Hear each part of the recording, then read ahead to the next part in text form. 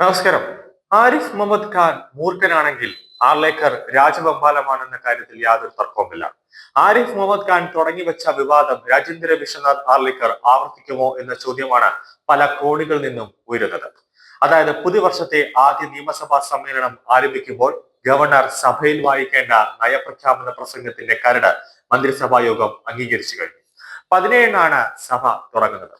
കേന്ദ്ര സർക്കാരിനെതിരെ നയപ്രഖ്യാപനത്തിൽ അതിരൂക്ഷമായ വിമർശനങ്ങൾ ഗവർണർ രാജേന്ദ്ര വിശ്വനാഥ് ആർലേക്കർ വായിക്കുമോ എന്നതാണ് രാഷ്ട്രീയ കേരളം ആകാംക്ഷയോടെ ഉറ്റുനോക്കുന്നത്. ഇന്നലെ ഗോവയിലേക്ക് പോയ ഗവർണർ 13-ന് തിരിച്ചെത്തും. വിവിധ വകുപ്പുകളുടെ നിർദ്ദേശങ്ങൾ സമാഹരിച്ച് additional chief secretary doctor A Jayathilak തയ്യാറാക്കിയ നയപ്രഖ്യാപന കരടിനാണ് മന്ത്രിസഭാ യോഗം അംഗീകാരം നൽകിയത്. മന്ത്രിസഭാ ഉപസമിതി ഇനി ഇത് ക്രമപ്പെടുത്തിയ ശേഷം രാജ്ഭവനിലേക്ക് അനുമതിക്ക് വേണ്ടി അയക്കുകയാണ് സാധാരണ രീതിയിലുള്ള ഒരു പ്രോട്ടോകോൾ. കേന്ദ്രത്തിന് സാമ്പത്തിക സഹായം നൽകുന്നതിലും വായ്പാ പരിധി ഉയർത്താൻ അനുവദിക്കാത്തതിലും അടക്കം കേന്ദ്രത്തെ വിമർശിക്കുന്ന ഭാഗങ്ങൾ നയപ്രഖ്യാപനത്തിൽ ഉണ്ട് എന്നാണ് സൂചന. കഴിഞ്ഞ ജനുവരിയിൽ ഗവർണറായിരുന്ന ആരിഫ് മുഹമ്മദ് ഖാൻ 2 ഖണ്ഡിക വായിച്ച് നയപ്രഖ്യാപന പ്രസംഗം പൂർത്തിയാക്കിയിരുന്നു. അതായത് ഏറ്റവും കുറഞ്ഞ സമയം കൊണ്ട് നയപ്രഖ്യാപനം പൂർത്തിയാക്കി. സാധ്യതകൾ ഇങ്ങനെയാണ് ഇനി വരാൻ പോകുന്നത്. അതായത് ഒന്ന്, തനിക്ക് അതൃപ്തിയുള്ള ഭാഗം നയപ്രഖ്യാപന പ്രസംഗത്തിൽ നിന്ന് ഒഴിവാക്കണമെന്ന് ഗവർണർ സർക്കാരിനോട് ആവശ്യപ്പെട്ടേക്കാം.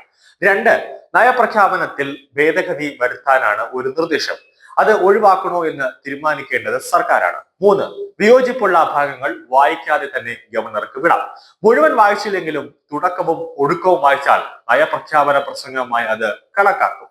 അതേസമയം സർവകലാശാല വൈസ് ചാൻസലർ നിയമനവും ഗവർണർക്ക് അനുകൂലമായിരിക്കുകയാണ്. സർവകലാശാല വൈസ് ചാൻസലർ നിയമം, അതായത് അതുമായി ബന്ധപ്പെട്ട നിയമനം ഗവർണർമാരുടെ പരിധിയിലാക്കാനുള്ള UGC കരട് ചട്ടങ്ങളെ രൂക്ഷമായി വിമർശിച്ചും അതുപോലെ തന്നെ മുഖ്യമന്ത്രി പിണറായി വിജയനും ഉന്നത വിദ്യാഭ്യാസ മന്ത്രി ആർ ബിന്ദു രംഗത്തെത്തി.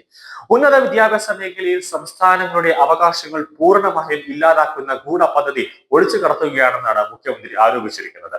അതേസമയം എന്തായാലും ഈ ജനുവരി 17-ാം തീയതി നിയമസഭാ സമ്മേളനം കൂടാനിരിക്കെ ഗവർണർ കേന്ദ്ര സർക്കാരിനെ വിമർശിച്ചുകൊണ്ടുള്ള നയപ്രഖ്യാപനം ആർലേക്കർ വായിക്കുമോ അതോ ഇല്ലയോ എന്നതാണ് ഇനി രാഷ്ട്രീയ കേരളം ഉറ്റുനോക്കുന്നത്.